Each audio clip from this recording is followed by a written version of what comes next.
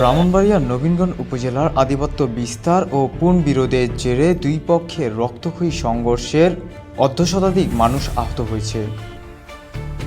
আজ শনিবার সকালে উপজেলার বিটঘর ইউনিয়নের টিয়ারা গ্রামে মসজিদের মাইকে ঘোষণা দিয়ে এই সংঘর্ষে শুরু হয়, চলে টানা 2 ঘন্টা।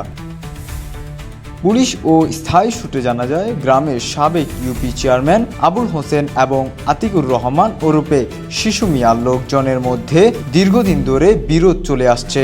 গতকাল শুক্রবার বিকেলে ফুটবল খেলার শেষে আজ সকালে উভয় পক্ষ দেশি অস্ত্রশস্ত্র নিয়ে সংঘর্ষে জড়ায়। এই ঘটনায় বেশ কিছু দোকানপাট ও বাড়িঘরে হামলা, ভাঙচুর ও লুটপাটের ঘটনা ঘটে। খবর পেয়ে পুলিশ দ্রুত ঘটনাস্থলে পৌঁছে পরিস্থিতি নিয়ন্ত্রণে আনে। আহতদের মধ্যে অন্তত 40 জনকে ব্রাহ্মণবাড়িয়া জেনারেল হাসপাতালে এবং বাকিদের স্থায়ী বিভিন্ন ক্লিনিকে চিকিৎসা দেওয়া হয়েছে। বর্তমানে এলাকার পরিস্থিতি শান্ত রয়েছে এবং অতিরিক্ত পুলিশ মোতায়েন করা হয়েছে।